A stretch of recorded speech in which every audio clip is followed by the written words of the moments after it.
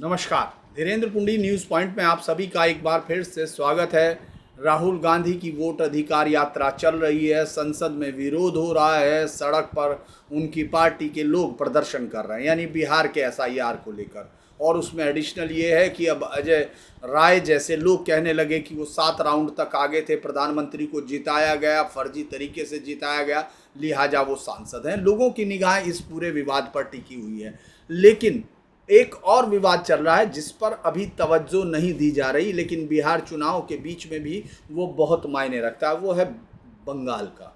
आखिर बंगाल में ममता बनर्जी किस तरह से पूरी इस इंडी गठबंधन के साथ खड़ी हुई हैं, जबकि वो कुछ दिन पहले तक इस गठबंधन के साथ अपनी करीबी दिखाने से बच रही थी। तो ऐसा क्यों हो? क्योंकि एक बड़ी लड़ाई चुनाव आयोग के साथ चल रही है और पुराना इतिहास कहता है ममता बनर्जी का कि वो आयोग के साथ साना बसाना हर समय लड़ती रही हैं, साना बसाना साथ खड़ी नहीं हुई। इस बार अगर हम देखेंगे तो ये 4 अधिकारियों को सस्पेंड करने का मामला है, उनको ड्यूटी से हटाने का मामला है और कल समय सीमा समाप्त हो रही है। यानी चुनाव आयोग ने इस समय सीमा को कल तक के लिए दिया था। इसमें मुख्य सचिव को भी बुलाया जा चुका एक बार, निर्वाचन सदन यानी जो मुख्यालय है चुनाव आयोग का, वहाँ उनकी पेशी हो चुकी है। उन्होंने 31 जनवरी तक का समय मांगा था। ये एक बहुत लंबा समय होता, लेकिन चुनाव आयोग ने महज उनको 7 दिन का समय दिया था। अब वो समय सीमा कल पूरी हो रही है। लेकिन इस पर हम जाएं उससे पहले कि किस तरह से ममता बनर्जी अब पूरी राजनीति में उनके खिलाफ दिखाई देंगी या केंद्र के हर एक कदम के खिलाफ दिखाई देंगी, इसी क्रिया में उन्होंने एक बड़ा फैसला ले लिया। एम्स बंगाल इस राजनीतिक विवाद के बीच में आ गया, क्योंकि वो एक मानसिक स्वास्थ्य सर्वेक्षण कर रहा था। उसको ममता बनर्जी ने अपने 3 मंत्रियों को लगा दिया है, जैसे अरूप विश्वास, फिरहाद हकीम और प्रदीप मजूमदार को निर्देश किया है कि अब ये आगे नहीं बढ़ना चाहिए, ये मानसिक रोगियों के लिए, क्योंकि ये एक सर्वेक्षण किया जा रहा था। मैं उस चुनाव आयोग की घटना पर जाएं उससे पहले मैं ये बता रहा हूं कि कैसे अब बंगाल की एक एक घटना राष्ट्र के अंदर बहुत सारे फैसलों का आधार बनेगी, जो राज्य और केंद्र के बीच इस समय नई कहानियां विवादों की लिखी जा रही हैं, जिनका फैसला सुप्रीम कोर्ट में होता है और जिसको लोग जो हारता है वो मानने से इनकार करने लगता है। वो सब दोबारा से दिखाई देगा। लगता है जैसे पूरा संविधान अब एक तरह से रीराइट सा किया जा रहा है। कभी उसको सुप्रीम कोर्ट रीराइट कर देता है जब वो राष्ट्रपति के अधिकारों पर रोक लगाने लगता है, यानी 3 महीने तक के अंदर आपको फैसला देना होता है, आपके पास विकल्प नहीं छोड़ता है वो, जो कि संवैधानिक अधिकारों के लिए दिए गए थे। तो ऐसे में जब राजनीतिक हलचल चल रही है और पश्चिम बंगाल में राजनीतिक उथल पुथल है, एम्स कल्याणी जो वहाँ है उसने मानसिक स्वास्थ्य के जो सर्वेक्षण कर रहा था वो बड़ा विवाद हो गया। ममता बनर्जी ने कहा है कि इस सर्वेक्षण की आड़ में लोगों को सावधान रहना चाहिए, क्योंकि ये राष्ट्रीय नागरिक रजिस्टर यानी एनआरसी की कवायद हो सकती है, और इसी के चलते उन्होंने ये सुनिश्चित करने के लिए कहा है कि ये सर्वेक्षण आगे ना बढ़े। अब जो स्वास्थ्य विभाग के अधिकारी हैं उनकी चिंता अलग है, क्योंकि अगर ये सर्वेक्षण नहीं होता तो केंद्र सरकार इस पर जो राशि है वो सर्वेक्षण की राशि रोक लेगी। ये जो अभी 2 दिन पहले नवान्न जो सरकारी अधिकारियों का एक जो सरकारी, जैसे यहाँ हमारे यहाँ सरकारी कर्मचारियों के ऑफिस हैं, उसी तरह से जैसे अब कर्तव्य भवन बना है, उसी तरह से वहाँ राज्य सचिवालय को नवान्न कहा जाता है। मानसिक स्वास्थ्य सर्वेक्षण के नाम पर उन्होंने कहा है ममता बनर्जी ने, कल्याणी एम्स अप्रत्यक्ष रूप से एनआरसी के लिए सर्वेक्षण कर रहा है। अगर कोई संगठन आपके घर पहुंचता है सर्वेक्षण के नाम पर तो कृपया इसकी पुष्टि राज्य सरकार से करा लें। यानी आप ये समझ लीजिए केंद्र की किसी भी तरह की कोई भूमिका वो नहीं छोड़ना चाहती है राज्य में। और मुख्यमंत्री ने कहा राज्य सरकार ऐसा कोई सर्वेक्षण नहीं करा रही है। अगर कई एजेंसियां जो आपके कई संगठनों के नाम पर घर घर जाकर आपके मतदाता सूची से हटाने के लिए नाम सर्वेक्षण कर रही हैं, इसलिए सतर्क रहें। राज्य सरकार के अधिकारियों के अलावा किसी और के साथ अपनी जानकारी साझा ना करें। ये उन्होंने बयान दे दिया न मानने से। तो हॉस्पिटल ने भी अपनी क्लैरिटी दी। हॉस्पिटल ने कल बिल्कुल साफ किया कि हॉस्पिटल ने कहा कि वे राज्य सरकार के परामर्श से आप सुन सकते हैं, राज्य सरकार के परामर्श से राष्ट्रीय मानसिक स्वास्थ्य एवं तंत्रिका विज्ञान संस्थान यानी जो निमहंस है, जो आदमियों की पूरे देश में जो मेंटल जो भी समस्याएं हैं या मानसिक तौर पर उनके लिहाजा सर्वेक्षण करता रहता है, बेंगलुरु के एक जो सर्वेक्षण है सहयोगी संस्थान के रूप में काम कर रहा है। ये दूसरे चरण में भाग ले रहा है और प्रश्नावलियों को जो यानी क्वेश्चन आंसर हैं उनको WHO ने और बेंगलुरु निमहंस ने दोनों ने क्लियर किया हुआ है, उन्हीं के द्वारा मान्य है। ये जो अतिरिक्त 7 जिलों में किया जा रहा था, बंगाल के 7 जिलों में किया जा रहा था और इसमें सुनिश्चित किया गया था कि कोई भी इस तरह का सवाल ना हो जो व्यक्तियों को लेकर परेशान या कोई संबंध जिसका कोई रिश्ता हो, जिसका राजनीति से कोई रिश्ता हो। इसमें सीधे सवाल थे कि जनसंख्या की मानसिक स्थिति क्या है, मानसिक स्वास्थ्य स्थिति क्या है, आवश्यकताओं का आकलन किया जा सकता है, इस पर क्या है, और इसके लिए केंद्र सरकार ने राशि दी थी। यह एक दुर्लभ और महत्वपूर्ण कार्य है। यह एक प्रतिष्ठित सर्वेक्षण भी है जो 7 जिलों में किया जाना। अब एक नई समस्या पैदा हो गई क्योंकि केंद्र सरकार इस पूरे उसके लिए जो पैसा देने का फैसला है वो वापस ले सकता है।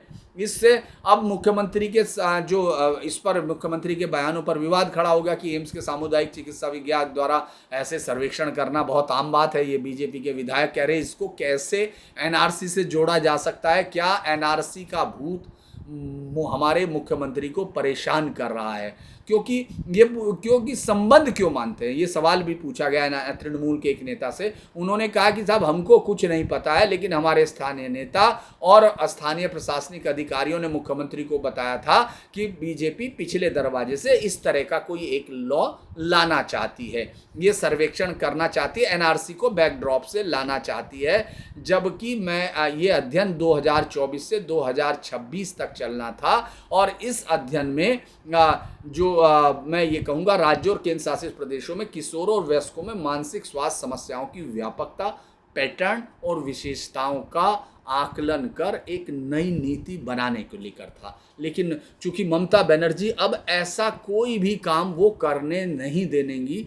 और मैं वापस अब उस खबर पर आता हूँ जो एक बड़ी खबर है, क्योंकि पीएम भी जाएंगे अब वहाँ, और उससे पहले ममता बनर्जी हर वो तैयारी कर रही हैं जिससे वो टकराती हुई दिखाई दें राज्य। अब जो मसला है जो चुनाव आयोग के लिए अब सबसे बड़ा मसला होने जा रहा है, दरअसल जुलाई से मतदाता सूची संशोधन की तैयारी की जा रही थी। ये हर राज्य में की जाती है अमूमन जिसमें चुनाव होता है। तो उस वक्त उन्होंने क्या किया, चुनाव आयोग ने इसके लिए काम सौंप दिया गया, उसने इलेक्टोरल रजिस्ट्रेशन ऑफिसर्स को काम दिया गया, AERO उनके साथ दिए गए, यानी असिस्टेंट ERO उनके साथ हुए। इनको जो इलेक्टोरल रजिस्ट्रेशन ऑफिसर्स के साथ जो सहयोगी थे उनको AERO कहा गया और BLO को जो ब्लॉक लेवल ऑफिस में किया गया। वोटर लिस्ट को अपडेट करना था, डुप्लीकेट हटाना, नए नाम जोड़ना था, और वहीं से अनियमितताओं की शिकायत आने लगी। 29 जुलाई 2025 को CEO ने, जो चीफ इलेक्टोरल ऑफिसर बंगाल है, उन्होंने चुनाव आयोग को एक रिपोर्ट भेजी थी और उन्होंने कहा कि फर्जी नाम वोटर लिस्ट में जोड़े गए हैं।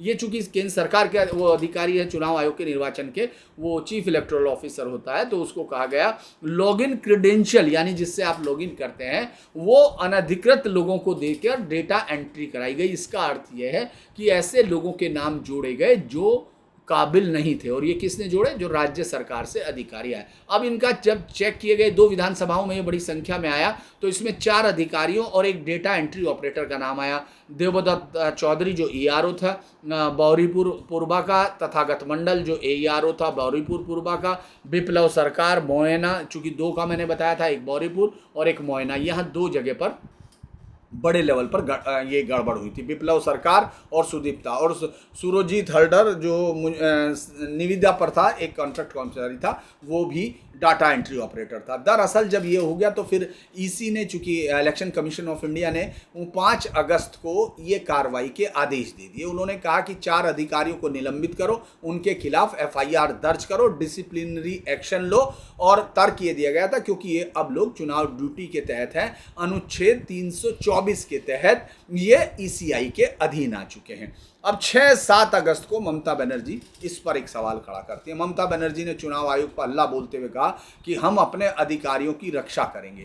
दरअसल ममता बनर्जी को ये लग रहा है कि वो एक आइलैंड में रहती हैं और उस आइलैंड को एक निश्चित तौर पर वो अलग है, एफआईआर या सस्पेंशन नहीं होने देंगे। कहा कि ईसीआई बीजेपी के लिए काम कर रहा है और उन्होंने इस रिवीजन जो ये मतदाताओं को अपडेट करने की सूची को उन्होंने कहा ये एनआरसी जैसा है, ये मताधिकार छीनने का षड्यंत्र है। चूंकि वो पहले से तय हो रहा है, बंगाल वो राज्य है जो बिहार से ज़्यादा घुसपैठियों को वोटिंग सूची में जहां होने की आशंकाएं उनके विपक्षी पार्टियों को लगातार रही है।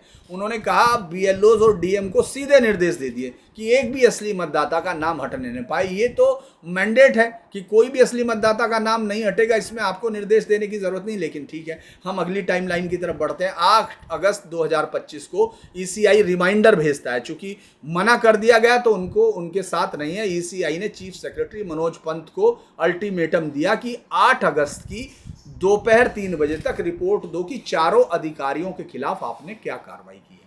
अब 11-12 अगस्त को राज्य सरकार का आंसिंग, राज्य सरकार ने केवल 2 अधिकारियों को पोल ड्यूटी से हटा लिया, यानी उनको सुदीप्ता दास को और सुरजीत हल्दर को वहां से इलेक्शन ड्यूटी पर ले लिया। बाकी के लिए कहा कि साहब हम इंटरनल इंक्वायरी करेंगे, जबकि उस पर चुनाव जो मुख्य चुनाव अधिकारी है बंगाल का वो डिटेल मनोज अग्रवाल, वो अपनी पूरी डिटेल्ड रिपोर्ट दे चुके हैं सबूतों के साथ, लेकिन इस पर इंटरनल इंक्वायरी करेंगे। चीफ सेक्रेटरी मनोज पंत ने चिट्ठी लिखी कि सस्पेंशन ऑब्लिग एफआईआर डिमोरलाइजिंग होगा, यानी ये डिमोरलाइज करेगा और इंटरनल इंक्वायरी पूरी होने तक इंतजार करना होगा। ये जैसे ही कहा तो अब 12-13 अगस्त को सीधे तौर पर ईसीआई ने नाराज होकर कहा कि आप मनोज पंत को सीधा कहा चीफ सेक्रेटरी को कि आपको दिल्ली आना होगा, निर्वाचन सदन में आकर जवाब देना होगा। 13 अगस्त की शाम को मनोज पंत निर्वाचन सदन पहुंचते हैं। आपको याद होगा जो हल्ला चल रहा था उस वक्त सड़कों पर उतरकर सांसद विरोध प्रदर्शन, नारेबाजी और सबके बीच में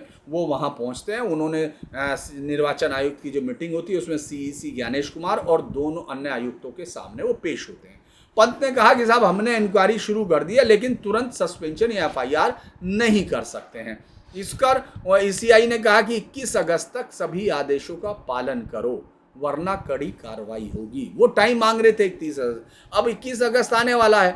अब सवाल हुआ कि भाई अधिकारी किस काम पर है, क्योंकि अब ये बहुत बहस चलेगी इस पर। एक बहुत बड़ी ये हो सकती है जो एक लड़ाई ये है कि क्या वो चुनाव अधिकारी वाकई निर्वाचन वो चुनाव आयुक्त के हिस्से में आ चुके थे क्या, क्योंकि राज्य सरकार उनका अपना कोई एक अधिकार नहीं होता। इस पर मैं आपके साथ और डिटेल शेयर करूंगा कि किस तरह से जब संविधान सभा के अंदर ये बहस हो रही थी तो BR अम्बेडकर साहब ने कहा कि जिस तरह से सुप्रीम कोर्ट के जज का होता है इसी तरह ईसीआई का भी जो अधिकारी हैं, इलेक्शन कमिश्नर हैं जो इस देश के चुनाव आयुक्त, तो उनकी ताकत, उनके अधिकार होने चाहिए। वो किसी भी अधिकार के लिए सरकार पर डिपेंडेंट नहीं होने चाहिए। उसी वक्त ये भी बहस हुई थी कि क्या उनके लिए कोई पैरेलल ब्यूरोक्रेसी दी जाए, यानी उनको एक अलग से पूरा अधिकारियों को दे दिया जाए। तो BR अम्बेडकर साहब ने उसमें ये कहा कि साहब इससे एक बहुत बड़ा पैरेलल वो खड़ा हो जाएगा जो एक्स्ट्रा जुडिशियल, यानी वो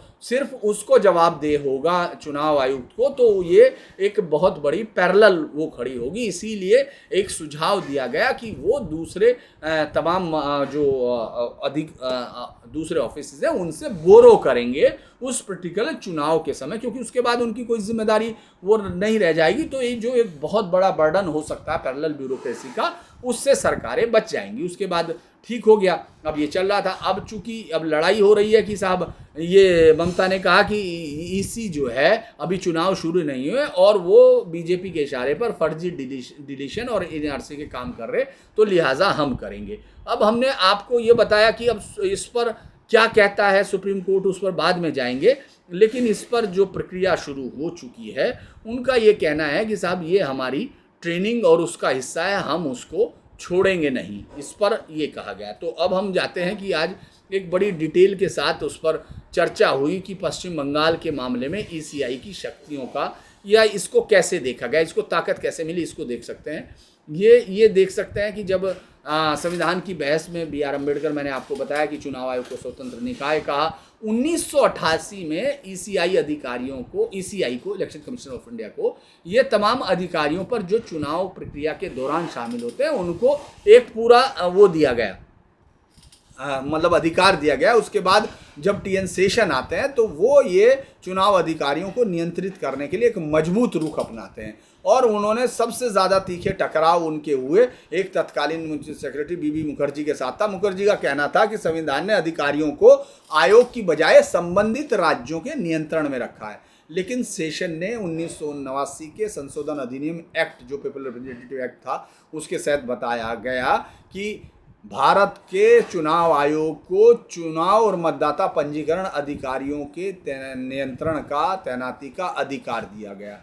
अब सेशन तुरंत शुरू हो गए, उन्होंने हर एक चुनाव में अपने उसमें कहा, और उस वक्त एक चुनाव आपको याद होगा, देश के प्रधानमंत्री, पूर्व प्रधानमंत्री राजीव गांधी की हत्या के बाद सुरक्षा के बहुत बड़े इंतजामात में वो चुनाव हुआ था। लिहाजा उस वक्त उन तमाम लोगों को, सबसे ज़्यादा 35 लाख सरकारी अधिकारियों को अपने डायरेक्ट कंट्रोल में लिया। 6 लाख बूथों पर वोटिंग हुई, और इसके साथ चुनाव आयोग ने एक्सप्लिसिटली ये राइट का इस्तेमाल किया कि वो उनका होगा। इसके बाद बहुत सारे, आपको पता है, फिर उसके बाद राज्य सरकारों में, केंद्र सरकार में एक तरह से चुनाव आयोग के खिलाफ बहुत बड़ा वो हुआ, लेकिन 2000 में भारत के सर्वोच्च न्यायालय ने उनके चुनाव आयोग के अधिकारों को सुरक्षित रखते हुए कहा कि चुनाव आयोग के दौरान, चुनाव आयोग जो है चुनाव के दौरान अधिकारियों को बुला सकता है, उन्हें स्थानांतरित कर सकता है, और उन पर अनुशासनात्मक कार्रवाई कर सकता है, और उनमें उनका निलंबन भी शामिल है। ये बहुत बड़ी लड़ाई के बाद ये जीत हासिल हुई है। कोई ये नहीं है जिससे ममता बनर्जी टकरा रही हैं,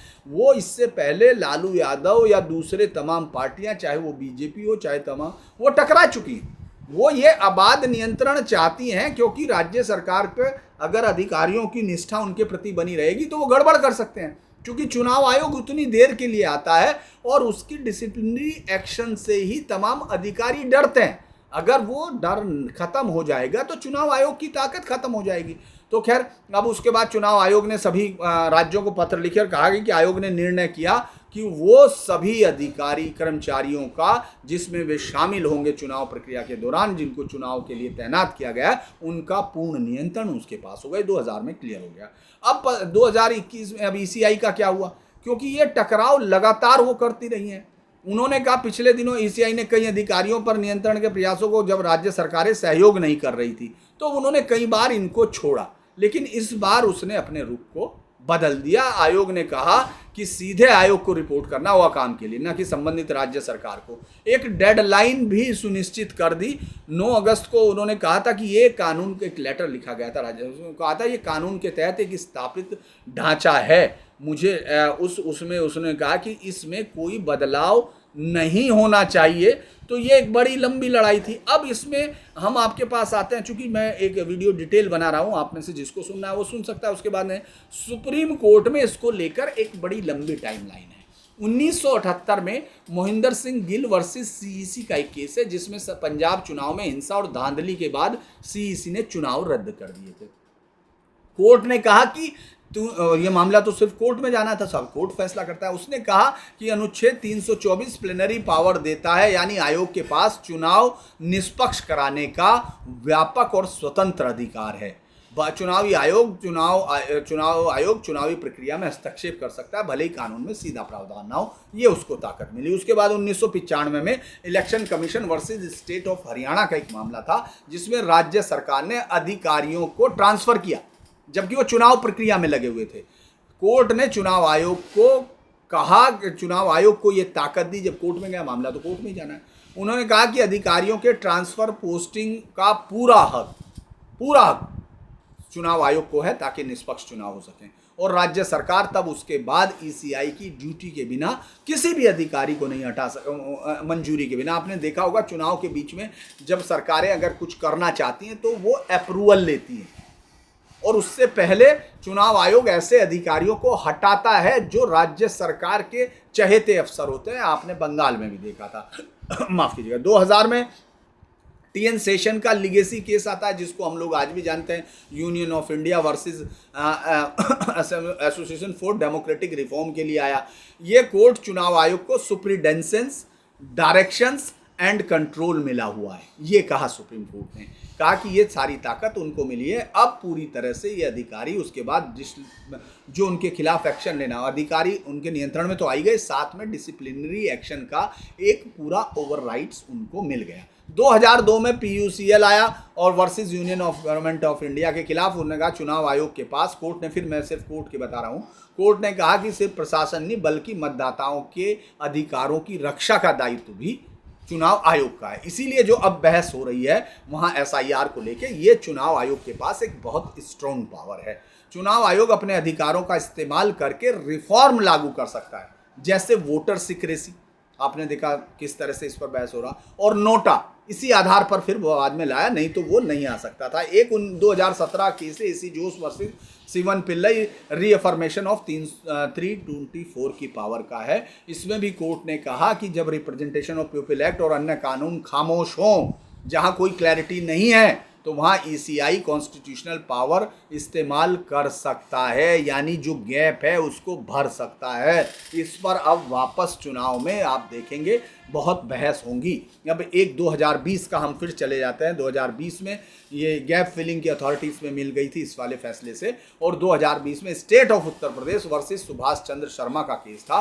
कोर्ट ने इसमें कहा कि चुनाव आयोग के निर्देश का उल्लंघन करने वाले अधिकारियों पर अनुशासनात्मक कार्रवाई की जाए, ये चुनाव आयोग करेगा। इससे क्या हुआ कि राज्य सरकार अपने जो अधिकारियों को, अपने चहेते अधिकारियों को, अपने खास अधिकारियों को बचाने के लिए ये जो कोशिशें करती थी वो बंद हो गई, क्योंकि चुनाव आयोग के पास राइट हुआ। अब अगर आप ये देखेंगे तो चुनाव आयोग के पास चुनाव से जुड़ी हर चीज़ का अधिकार है। कानून का अगर वहाँ कोई क्लैरिटी नहीं है, मौन है, तो वहाँ भी उसके पास प्लेनरी अधिकार है। ऑफिसर्स उनके अंडर आ जाएंगे, जैसे ही रोल रिवीजन, पोलिंग, काउंटिंग ये सब होगा, ये आयोग का आदमी माना जाएगा, ममता बनर्जी का नहीं।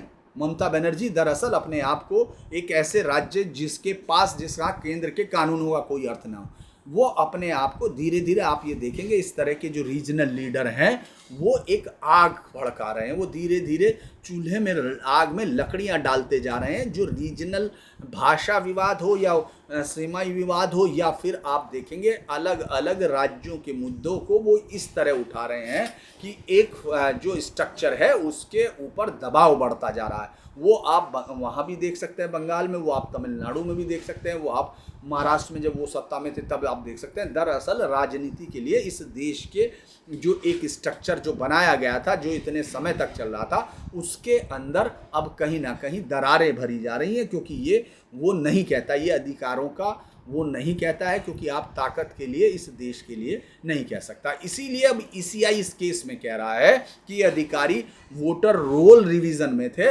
लिहाजा ये सीधे चुनावी ड्यूटी में माने जाएंगे। और SC के प्रेसिडेंट वो दे रहे हैं, हरियाणा 95, सुभाष चंद्र शर्मा 2020 और मोहिंदर सिंह गिल का वो ECI का कंट्रोल एब्सोल्यूट कहता है। स्टेट कह रहा है कि नोटिफिकेशन नहीं आई। ममता बनर्जी की बस एक ही लड़ाई है कि साहब नोटिफिकेशन नहीं आई इसीलिए अधिकारी हमारे हैं, लेकिन नोटिफिकेशन से पहले भी कोर्ट का जो रुख है वो ये कहता है कि अगर वो इलेक्शन कमीशन के काम में लगे हुए हैं तो उनको इलेक्शन कमीशन के अंडर माना जाएगा। यानी अगर हम इस केस को देखें, ये सुप्रीम कोर्ट में आना है, मुझे ऐसा लगता है SC president versus state interpretation का फैसला होगा। वो अधिकारियों को बचाने की कोशिश कर रही हैं, मुझे लगता है कि वो बचेंगे नहीं। अब अगर हम मैं इसमें एक थोड़ा सा अगर मुझे मिलता है, जो मैंने आप लोगों के लिए एक डाटा तैयार किया था, वो भी हम लोग देख सकते हैं कि किस तरह से ममता बनर्जी का लगातार लंबे समय तक एक बहुत बड़ा उनका वो लड़ती रही हैं। उसके साथ मैं इसको 2016 के विधानसभा चुनाव, कोलकाता पुलिस कमिश्नर राजीव कुमार को ECI ने पोल ड्यूटी से हटाया था। कुल 12 IPS/IAS अफसर SP, DM, CP स्तर तक के बदले गए। ममता ने कहा कि EC सीधे दिल्ली के इशारे पर काम कर रहा है। 2016 का है, मैं तथ्यों के आधार पर आपको बता रहा हूँ। 2019 का लोकसभा चुनाव हुआ तो अमित शाह का रोड शो था वो 16 मई को कोलकाता में, उसमें हिंसा के समय तो ECI ने पश्चिम बंगाल में प्रचार 19 की जगह 18 मई रात 10 बजे ही खत्म कर दिया। ऐसे अब पहली बार हुआ, ये भी उसी विरोध का, इस पर भी ममता बनर्जी विरोध के समय इसमें 8 IAS IPS बदले गए। ये 2019 की बात है। राजीव कुमार जो CID से थे वो पोल ड्यूटी से हटा दिया गया उनको। आपको मालूम है राजीव कुमार के लिए कितना ज़बरदस्त ममता बनर्जी ने संघर्ष किया था।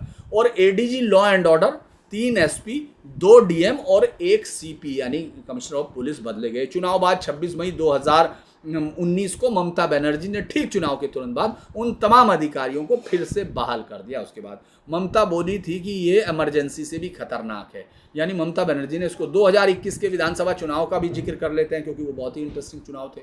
7 अप्रैल को ईसीआई ने सांप्रदायिक अपील पर नोटिस दिया, जो सांप्रदायिक अपील मानी गई थी उस पर है। 12 अप्रैल को ममता पर 24 घंटे का प्रचार बैन लगाया था। ऐसा पहली बार किसी राज्य के सीएम पर हुआ था। इस दौरान ईसीआई ने कुल 20 आईएएस आईपीएस अफसरों को हटाया। इनमें डीजीपी था, आपको मालूम हो राजीव कुमार हमेशा की तरह पसंदीदा अफसर। ADG law and order 4 SP 4 DM और 1 सीपी शामिल थे।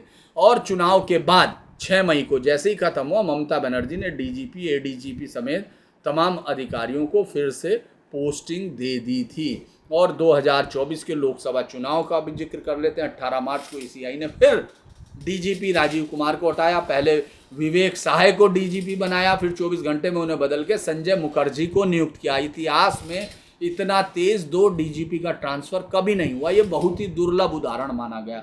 इसी ने एक साथ 6 राज्यों के उस समय गृह सचिव बदले थे, एक साथ इतना बड़ा प्रशासनिक रिसफल भी नहीं हुआ था। तो चुनाव बाद में फिर बंगाल सरकार ने राजीव कुमार को डीजीपी बहाल कर दिया गया। अब ये आप समझ रहे हैं ये 4 अफसरों का है, इस पर बहस हो रही है। मंच से ममता कह चुकी कि मैं पहरेदारों ने सस्पेंड नहीं करूंगी। ईसीआई बीजेपी का बंधुआ मजदूर बन चुका है। अगर हम ये देखते हैं तो ये एक पैटर्न है जो लगातार हर चुनाव में 2016, 2019, 2021, 2024, अब 2025 कंटिन्यू उनके अंदर चलता रहता है। अगर हम अफसरों के ट्रांसफ़र पर मैं बता चुका हूँ, अब इसको यही करते हैं। आपको अगर ये वीडियो अच्छा लगे, पसंद किया है तो आप उसको लाइक कीजिए, सब्सक्राइब कीजिए, शेयर कीजिए और हमारे चैनल को बढ़ाने में मदद कीजिए। नमस्कार।